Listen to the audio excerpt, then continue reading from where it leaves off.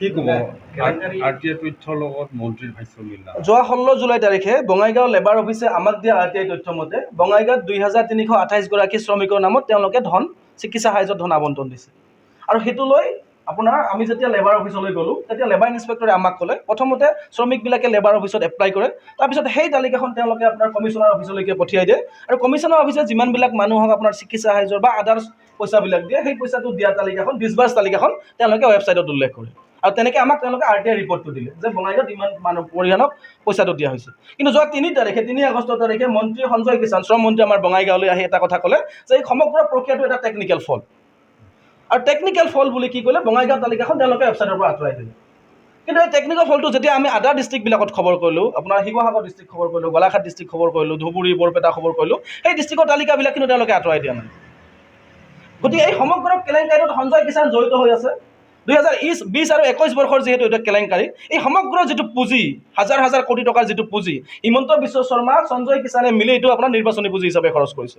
আৰু এই সমগ্ৰ কেলেংকাৰীটোত হিমন্ত বিশ্ব শৰ্মা জড়িত হৈ আছে, মন্ত্ৰী সঞ্জয় কিষাণ জড়িত হৈ আছে। তেওঁলোকে আৰটিআই ৰিপৰ্ট দিছে পোৱা বুলি আকৌ কৈ আছে টেকনিকেল ফল্ট বুলি। এতিয়া টেকনিকেল ফল্ট বুলি কয় তেওঁলোকৰ টেকনিকেল কোনোবা এজনক তেওঁলোকে চকজ কৰিছে।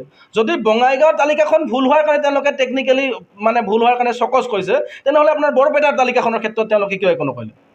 শিৱসাগৰৰ তালিকাখনৰ ক্ষেত্ৰত কিয় নকৰে? কোনো এখন জিলাতে শ্ৰমিকবিলাকে পইচাটো পোৱা নাই। সমগ্ৰ অসম জুৰি হোৱা এইটো কেলেংকাৰী, আৰু এই কেলেংকাৰীটোত ডাইৰেক্টলি মুখ্যমন্ত্ৰীৰ কাৰ্যালয় মন্ত্ৰী সঞ্জয় কিষাণ জড়িত হৈ আছে। সঞ্জয় কিষাণ আৰু হিমন্ত বিশ্ব শৰ্মাই মিলি অসমৰ শ্ৰমিকৰ ধন খাইছে।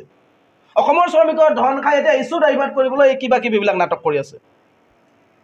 এতিয়া হিমন্ত বিশ্ব শৰ্মাৰ বুকুৰ কুটুম আপোনাৰ ইউডিএফৰ বিধায়ক এজন আমিনুল, আপোনাৰ পীযুষ হাজৰিকা, জয়ন্ত মল্ল হাজৰিকা, এওঁলোকে জেহাদী নাটকখন খেলি আছে।